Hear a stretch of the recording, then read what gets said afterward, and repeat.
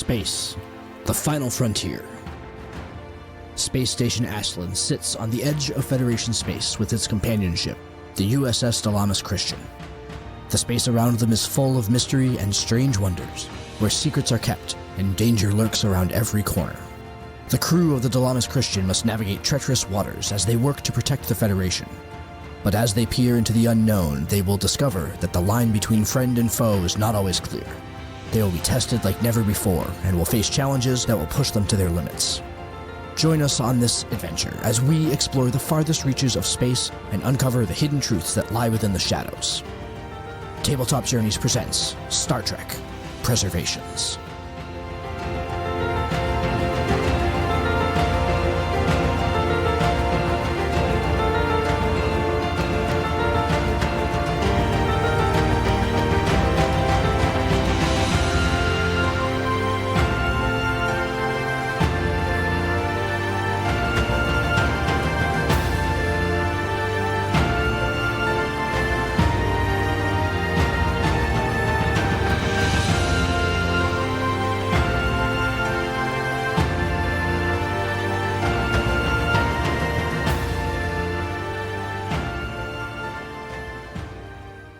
Welcome, travelers. I'm Lee Wanika of Tabletop Journeys, and this is Player Character Interviews from Star Trek Preservations.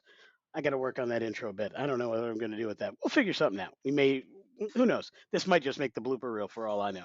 In all seriousness, folks, we are at this point beyond the conclusion of season 2 of Star Trek Preservations. And this is one of the interviews that we are going to be conducting, or one of the meet and greets, chats with our cast about them, the game of Star Trek Adventures, the conversion to 2E, the campaign we're playing in, Star Trek Preservations, and any other geeky, Star Trek-y, sci-fi-y, I don't think I can add another to it, but pursuit that we can come up with. And with that, I'm going to allow our today's cast member to introduce themselves and their character, and we'll get going. Hey all, I'm Adam Scaramella. I portray Oshen, the first officer of the Dilamus Christian on the show. Adam, welcome back. Thanks again for everything you do for the show, the character, for driving me to be, I think, at least a half decent okay GM, something you've been doing for years and years for me, whether it's your GMing and I'm taking notes about, ooh, I like the way he did that, or just your conversation about other games when we yap geek and story and life in general. I'm always picking up knowledge. Like, you are one of those folks I count on for true, honest, legit facts and a good outlook. We have very similar ways of thinking about things and pursuing knowledge and just enjoying life in a way that's beneficial to ourselves, our families, and the people around us. And I love being around that and you in my life. Thanks so much for all of that, and really appreciate it. I'm flattered, but I definitely understand the idea of learning from other people. I'm always picking up things from them. I used to say that there were 3 DMs back in my early days that I really drew a lot of inspiration from. There was a gentleman named Chris who really could tell a story. There was Scott, who was one of my first DMs, and he was the one that sort of presented the idea to me that you want to think about player characters as the people that you see on the front of a fantasy novel. Yep. And then there's Peter, who's an author now. Peter Hartog, go check out his stuff. He's great. He was the one that taught me, let's just say, to have fun with D&D. He had some great stories, had some great characters. He was the one that first taught me how to have an NPC that the players hate and they want to kill, and just how to keep that so much just out of reach. But yeah, those 3. But even now, when I'm looking at the way that I went to ArmorCon this past weekend, and I played with a handful of folks, and I looked at the way that they were doing things, and I'm like, I'm always picking stuff up. Yep. I'm always going, I like that they did that. I'm not gonna do it that way, but I can definitely fold that into some of the conversations that I have with players. So. Yeah, I do a lot of that. When I look back at my early gaming life, one of my first DMs, a good friend of mine, Brian Compton, shout out Brian. He was immeasurably important in my knowledge that you can seed plot hooks and you can seed, not spoilers, but you can seed those little bits of information that reveal themselves later on. So you're like, oh my God, that's been here the whole time. And he did that in the very first game he ran for me. And he didn't run a ton of games for me. Life, the Satanic Panic, we were all Navy brats. There was moving and all kinds of stuff that made it difficult for schedules to link up. And but those several games were memorable. My very first character, Sir Thomas Hardenhand, was a character I played in his game. This year was a big year for STA. We had a couple things come out early, and then we had the big reveal of second edition. We got our quick start in the spring. We got the main book over summer. That book is showing up in shops throughout the fall. Many of us have the physical books at this point as well. We did our conversions to second E for the characters, but we haven't yet done the full rules. Talk to me about your STA journey throughout this past year. What are your thoughts on it overall? I think I mentioned this in the original interview, but I was brand new to STA when we started talking about this, when we were doing it just as a Patreon play game.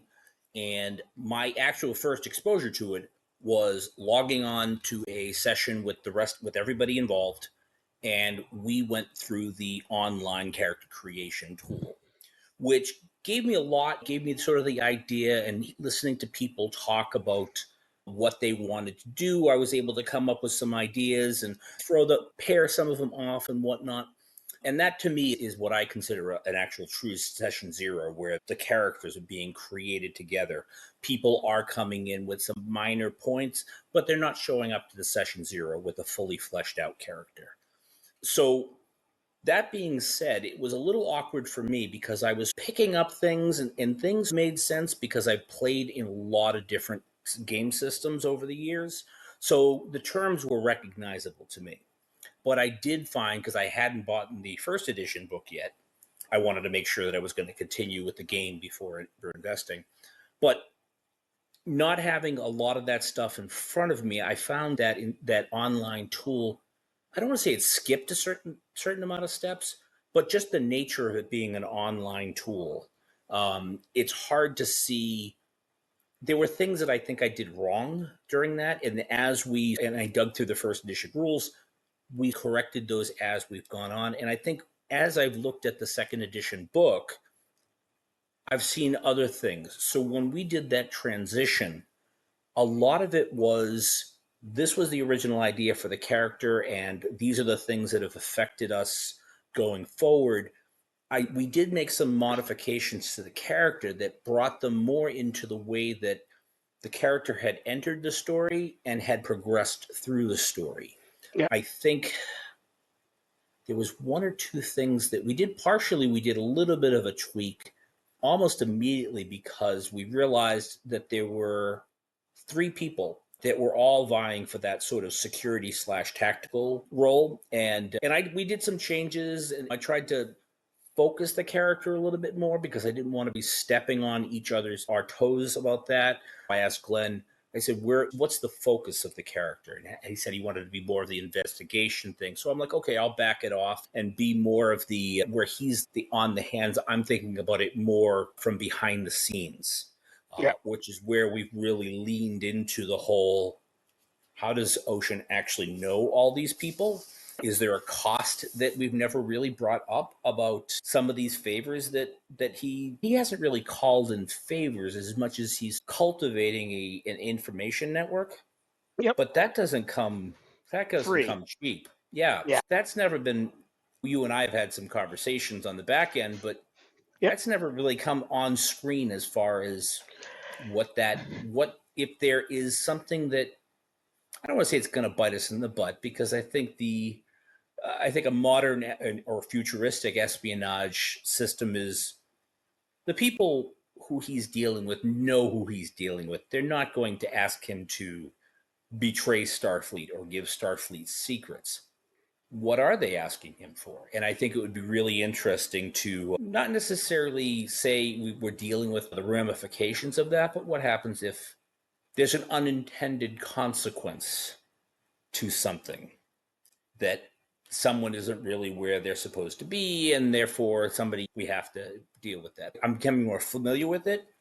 It feels like the new rules are, first of all, they're much better written, so I can find things in there. There's a much better flow. When I forget what the actual mechanic was, but I didn't understand it until a couple of us played in Al Spader's Sentience game. Yep. And the way that those rules were written really clarified that rule set, that piece of the rule. I And I saw that followed into the second edition rules. They learned about how to talk to players and to GMs about explaining this in, even if part of it was just putting it all in the same spot. But and I hate the phrase explain it to me like I'm five, but it was a Yep. little bit more understandable. So, but I use the phrase, and it's based on, I don't remember when I first heard it. It was probably when I was very young in a college class that Mhm. that my mom was in, and because I used to go with her to some of her college courses. I basically got to sit in on her college classes. So there's weird things I would pick up at very young ages that when they came up later on, they made a lot more sense. But I remember that phrase, explain to me like I was five, the way I always remembered is explain it to me like you're building a peanut butter and jelly sandwich and nobody has ever done anything with that before, because there's that old exercise, and it happens in schools in critical thinking or whatever, where the task is you tell the student, write down the instructions on how to make a peanut butter and jelly sandwich, but nobody knows anything about what you're talking about. You don't have to describe the actual implements, but just write down the instructions. So assume all of the things are labeled, but you have to describe every step.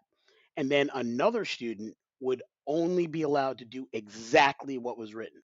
And sometimes you'll end up with two pieces of bread with stacked on top of two jars of peanut butter and jelly because somebody never said take the peanut butter out of the jar, right? Or what have you. And so I always keep that mentality in mind. What is the base amount of knowledge that is likely to be Yeah, known?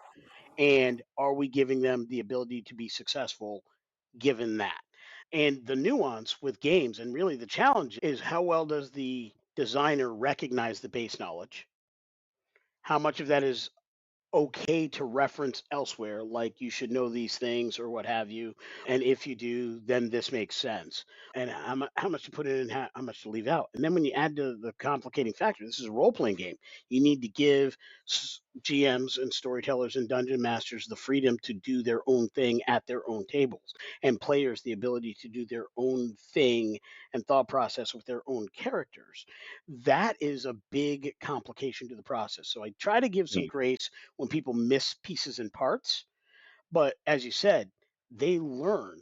They have they've paid attention. I doubt that the team over there watches every single actual play that's out there or every single podcast that's on there. But I know for a fact they do watch many of them, if not consistently on some, periodically on others. They pay attention to that stuff. They ask questions. And I can see it because of the answers they give when they're responding to questions in chats. Oh, we were just talking about that a couple hmm, episodes ago. And they will talk, or an article will show up a couple months later. I'm like, oh, okay. And that is a gift that I don't see in a lot of games. I think any major company does do that to some extent. They pay attention to what is said, but I don't see the action and the result in the same way as I do with Modifius and the team at Star Trek Adventures. And I'm forever grateful and impressed by that. It is uniquely powerful. yeah, And why I'm so very dedicated to this game and that team. They are really good at paying attention and doing the things. They love this community. And all of them, to a person that I know of, they are all part of this community. And they are out there gaming. I think Al was even at ArmorCon, if I remember. He had asked if I was going to go, and I couldn't, but he No, may I have didn't even see him known. there. Oh, okay. But I know he did Granite Con last month as well, and he's come down for. He was down for Rising Phoenix. He actually played at my table at Rising. No, not Rising Phoenix. Yeah. He So played at it's one of those. Yeah, So it's Rising Phoenix. He interesting. played at my Yeah, it's table. interesting this piece of the conversation about the explaining of the scenario and putting the rules into a format that is a much easier to understand because it actually contrasts the piece of this system that I've had the most challenge adapting to. And that is when you're in a tactical situation, it's we're not doing things on a grid, we're not doing things the pieces are a little bit more narratively driven, which is Yep. great, but it gets back to that point of when I see folks that are trying to run a game completely theater of the mind versus where they have a map in place or they have visuals, it becomes very difficult to, especially when you have moving parts and you have creative players that like to take tactical advantage of the scenario, looking at the board and saying, wait a minute, that person, if I cut through here, those people are isolated. You don't have to ask the game master because no matter how much the game master is able to describe what's in their mind, in their mental mind palace, whatever you want to call it, describe the scenario. They can see it. They can see it perfectly. And yeah, maybe they can think of where all the pieces are, where all the players are in that scenario. It's almost impossible, if not flat out impossible, to make sure that the other 4, 5, 6 people at the table have the exact or close enough image of what it is in their mind. And I found that because I had the cognitive damage from the cancer, that it is more difficult for me to do that, which is why I have to draw as we're playing. I have a little pad that I sometimes will scribble things out on because if I need that Yep. graphical view, I need to play that things out. So it's interesting, and it's like on one hand, it does simplify certain pieces of it, and we haven't gotten into a scenario that would require the level of tactical discussion that would allow me to figure out, does this system work with that, or is that where it So that is actually by design because we are limited by our technology in this regard. Because while there are tons of VTTs that handle that, those VTTs are not easily shared on the tools that we use to do our recordings. And there are some, in some cases, legal issues with what you can and cannot show. So it's not like we can show the audience. So I can certainly show, if we did this on Zoom, I could share screen on Zoom and I could use all the digital Mm. maps that I use when I'm writing scenarios. And because I agree with you, spatial awareness is very critical. And the audience, I will add pictures when we post this episode. But for example, the scenario I just completed with Dave and Lieutenant Tenari, to give him an idea of the type of ship he was in, I showed him this shuttle. And I don't need to necessarily show the map, but just having the spatial awareness of what where the front of the shuttle is, where the back of the shuttle is, the fact that this is a class 2 scale 2 shuttle, but it is larger than a scale 2 because it is a container shuttle. It picks up a container which would double its size, but the actual crew capacity is only in the front and the aft and a connecting hallway that goes over the top of the container.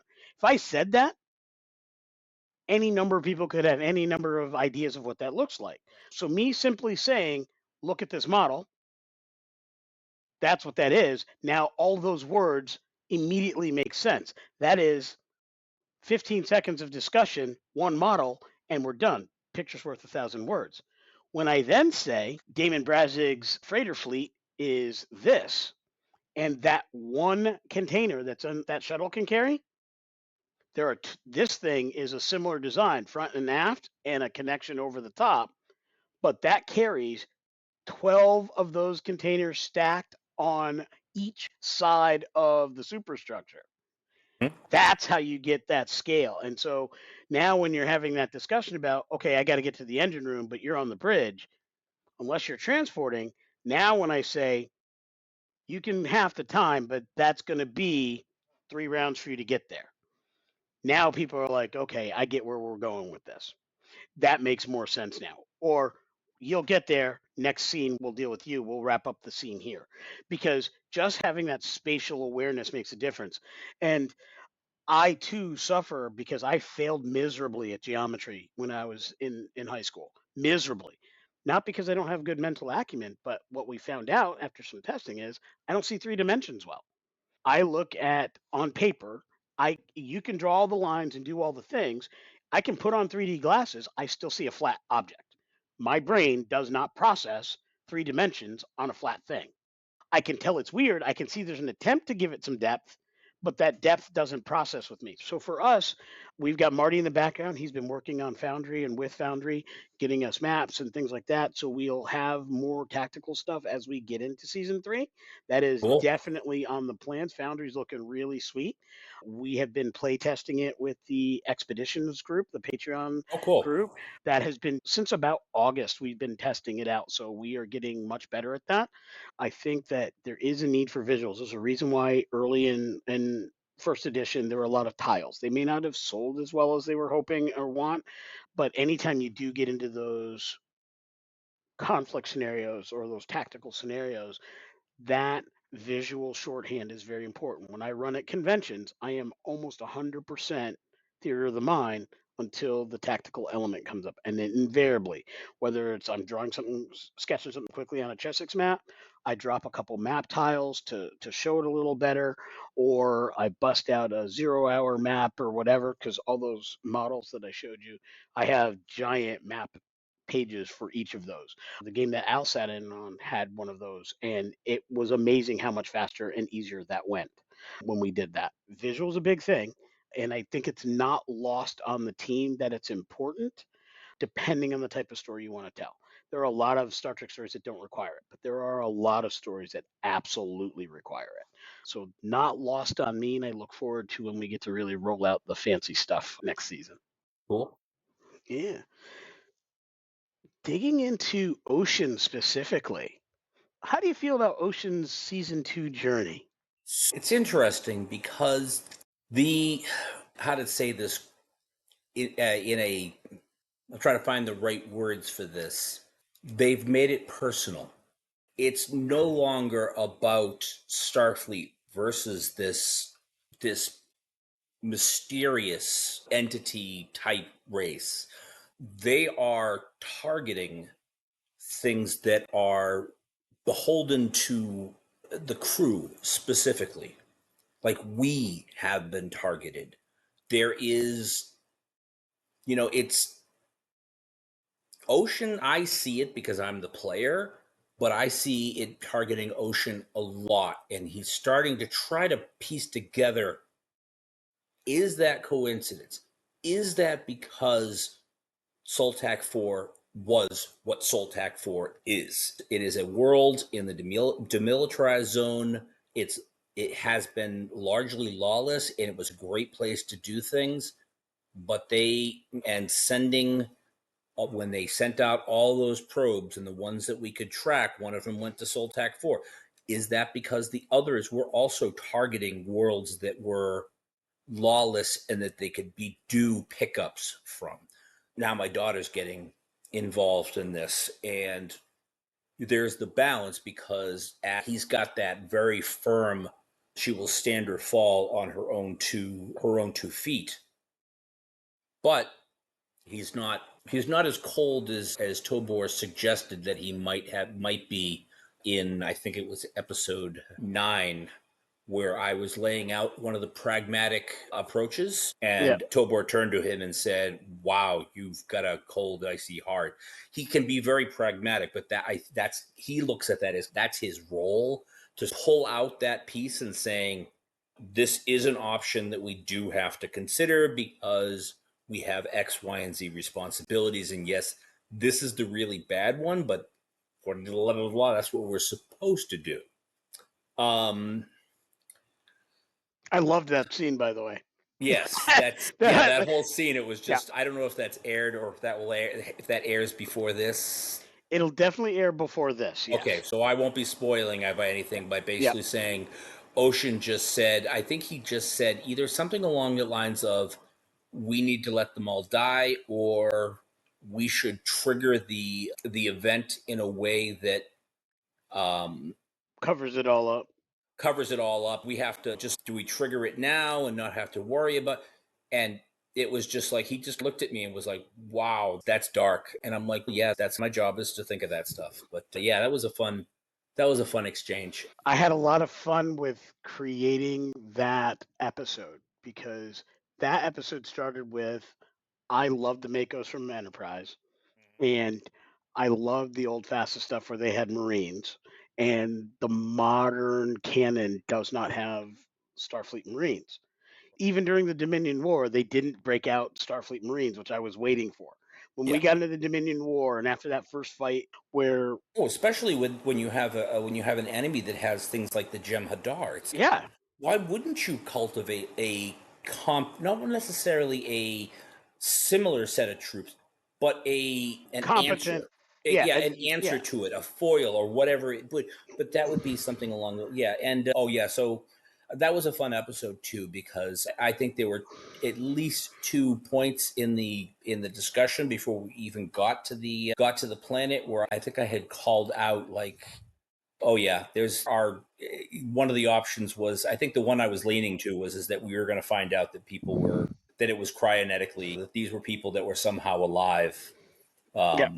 Yeah, and I was like, yeah, and then it was, I kept, when you called it out, I'm like, oh, okay, I'm not going to be that guy that goes, I called it, kind of thing in the middle of a game. But that was definitely going on. The little imp in my head was jumping up and down and going, yay! Yeah, that really was the impetus behind the idea. I just wanted to bring the Makos to the modern era, and then I was thinking about, okay, and again, because Star Trek is always about salient topics. If you take a battle-hardened group of individuals who just finished 2 major conflicts, and then you transpose them to a new location, and those conflicts are long ago gone, and their entire role and purpose doesn't exist anymore because the government says we don't need you anymore. But all the information from the most recent war says, oh, they could have used us in spades. And you find out there's a new conflict. How do you process that? And what do the people, i.e., Pritchard, the crew of the Dilamus Christian, do when they now have this brand new resource which Starfleet doesn't want? That is everything that you need. And we have not answered that question yet. That's a season 3 question. That's why Oshen specifically said to the, I forget his rank, the leader. He specifically said to him, if you find you don't have a place, give me a call. Because Oshen is certainly willing. In the back of my mind, I have this idea that, and it's like that Oshen would have, like, he's trying to build a connection with the other XOs in the task force. Yeah. Because he wants to be able to share information discreetly, given the fact that we're dealing with so many unknowns. We don't know who we can trust, even to the point of where he's contemplating that once he can get this network set up and stress test it a little bit, leak a piece of information and see if that actually comes out, where it comes out. Having the Makos also engaged in that sort of effort is a way that not only can they as individuals have that sort of, this is something we understand, this is how we can help the current, I was going to say the world, the system, the thing that they swore, that they fought and bled for. This is a place for them that he's never going to throw them up against he won't treat them like cannon fodder. That would be, to him, that would be just dishonorable. He is perfectly willing to see somebody give themselves an honorable way to go out, which is why there was that tension between him and Tobor, where if Tobor was going to go down there, and because we found out that the button, we had to press the button to detonate it and it wasn't going to go, he was going to respect that. That's different. Self-sacrifice is one thing, but throwing the troops Yeah. in just to die is not where he's going. But if somebody on one of the other ships says, we know something's going on there, but we can't go down there as Starfleet. Okay, we make a call. He sends some guys out in plain clothes and they do that kind of thing. But so Yep. that's where Ocean was thinking about those kind of those folks, the Yeah. Makos, that they will need a place. They will need a purpose. I think they actually specifically called that out themselves. And so what are we going to do? We're without a home. And it resonates a little bit with Ocean because he didn't grow up on Andoria. It's a point that it's something that I've been trying to play around with in my head. What what could he do with that? Yeah. Because I'd like to flesh out especially since you've introduced characters like Brazic, who are not necessarily, they're not on the up and up all the time. There are threads in Star Trek where there is hinted that there's an underworld, but Yep. unless they're used for a plot point, like in Picard, Yep. when Worf and I forget her name, they go down to this planet to dig stuff out, and oh my god, there's so much underworld there. Yeah. That's all over the District galaxy. 9. Yeah. Yeah, Yeah. It was hinted at as far back as season 1 of TNG. Tasha Yar came from a failed colony and then brought back, I think it was season 3 or 4-ish, when her sister came on the show and they talked about that. And various shows recently have shown various Klingon colonies. There's nothing about those colonies that screams success. So there's so much in canon that says there are things that are not great. We don't focus on them in many of the shows. And I think role playing games like Star Trek Adventures, episodic campaigns such as Preservations and Expeditions, and even Aegis, where I do my live stuff, really have the ability to hone in on that and shine a little bit brighter light. So, us spending 2 or 3 episodes over Soltec 4, us spending a couple episodes over Zunia makes a lot of sense. In season 1, we spent time on that world where they had problems with insurance companies and unions and former bosses and all of that, and the power struggles that are involved. I think Star Trek is a great vehicle for those types of adventures, discussions, catharsis, and ST as a game has the skeleton and the bones to make that fun and playable. And I just love the fact that I get to have those kinds of adventures because that doesn't work very well in a fantasy game. And that's not shade towards a fantasy game. That's not what the fantasy genre is for. Sci-fi is for that. Modern genres are for that. You can shine a light on some things in fantasy, but I don't think they do those things as well as a genre. And there's always exceptions to that rule. That is by far not a blanket statement. But certainly on the TTRPG side, rule systems count. It's hard to do those types of things with rules that are very gridded, very specific. Everything is this, and less about the narrative influencing when and how or if you even have to roll. Huge swaths of time where we'll play, and I'm like, we haven't even rolled a die recently, but we are having a boatload of fun, and yeah, I'm all for it. We are playing a role playing game. We are an actual play, so I do at times. There's times I might just call for a roll because I'm like, all right, we've been about 40 minutes. Let me throw a roll in here so people know that we are doing a role playing game. Or whatever, which is awesome. That I have to consciously remind myself that I might want to throw a roll in here somewhere because that's great role playing. That's a great game basis. That's an insanely cool IP. But wrapping up here, what are some of the things you're looking forward to? Obviously, we left season 2 on a cliffhanger, so there's a resolution to be had. But let's fast forward beyond that resolution to the specific immediate mess we're in right now, where there's danger and all these things are immediately about to happen. Assuming everybody survives. Assuming everybody survives episode 1 of I season had to 3. remember. I just remembered where we left off. Yeah. Yeah. Okay. Yeah, that could have been bad. That could Yeah. still be bad. Yeah. Assuming everybody survives the season opener and we're not GNCing characters for season 3. Assuming that happens, because this will air before the season 3 opener. Yep.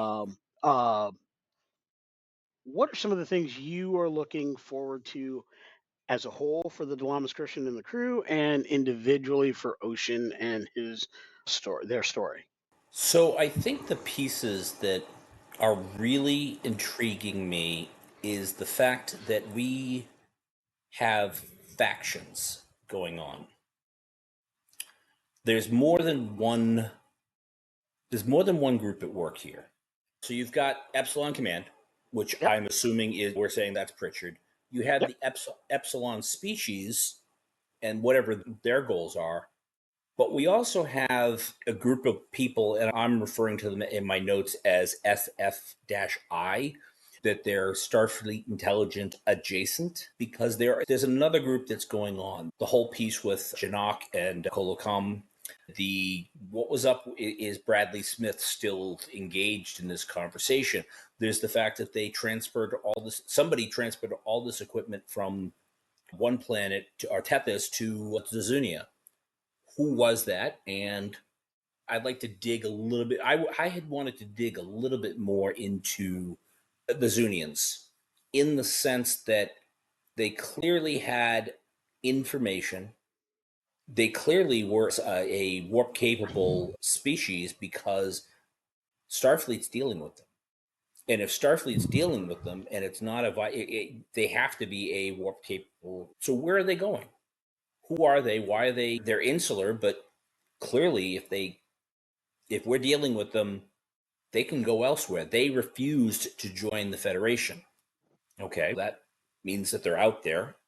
But so there's that piece, and I think and of course the Breen are somehow involved in all of this, and we haven't yet made those connections. Now, I think the last episode might suggest that isn't the Breen, that is actually the Epsilon species in the Breen, but we'll see that. But I'm intrigued to see to dig a little bit more into the interplay and uncovering who these people are and what their goals are. I've got my list of people that we've encountered, and they're going into one of 4 or 5 buckets. And there's a bucket of people that I just consider opportunists that, yeah, we need to know about them. I'm not really that interested in chasing down Nightshade because or the people that were working with Nightshade because they were just hired to steal something. That's not Yep. that. Yeah, they're not the brains behind that. They're the people that you don't necessarily let them go if you can, but they're the people that aren't as important. You follow them to figure out who they're Yep. dealing with. Yeah, they are the thread. They are not the spool. All right. I think that's going to do it for tonight and this particular conversation at this time, but we will always have more. Thank you for playing Oshen. Thank you for playing Oshen the way you play Oshen. You commented on it early in this discussion, the way we built characters and the need to figure out what role each player was going to be in worked really well. I honestly can say that was one of the best session zeros I've ever been a part of. I don't even consider me having run that because while everybody was making their player characters, I was using that to formulate pieces of the game that were not in place. I had some factors of the game already set up, and when and if any specific storyline or story arc ends, when we sit back and have discussions at that point, I will let you know that was one of the few things I had set up at the beginning. But a lot of what we have done in season 1 and in season 2, and even coming up in season 3, really came from those conversations. And for the audience, because this is a show, that session zero is probably longer than most, but that was effectively close to 4 hours, though the recording was significantly smaller for what we brought to air. We nibbled that down to the best bits on character generation and the primary ideas, but the discussions and the discussions behind the discussions and the discussions that followed in the various chats and continue in the various chats do a lot of heavy lifting as to the direction of the game. So much of this game was formed after the players got involved. I basically had the inciting incident and the goals of the bad guy was what this campaign, when we started playing, that was really the most we had. And actually, specifically, why we started by running the starter box adventure. In addition to, I needed to learn how to run the rules and everybody needed to learn how to play. There's a reason I started this campaign with that pre written adventure or a portion of it. I think we only ran like the first book as opposed to the three different, or the first chapter as opposed to the three different chapters of that adventure. And the reason is I needed to see how your characters were going to flow before I started working on the series as a whole. So it was all about what we put together. My tip to GMs and storytellers and DMs out there, if you really want to have a successful and long running campaign, one, bring in the absolute best of the best players. Haha, you don't have them, I do. But the major part of that is build characters together. Everybody comes with an idea. You have the basics, but build everything in those moments together. That way people get a good feel for where they want to be. So that's my bit. Thank you, Adam, for your time tonight. Thanks for, again, being with the class. I'm not going to Irish goodbye this thing too much. So good night, all. Thanks for sticking with Tabletop Journeys. And always remember, IDIC, y'all.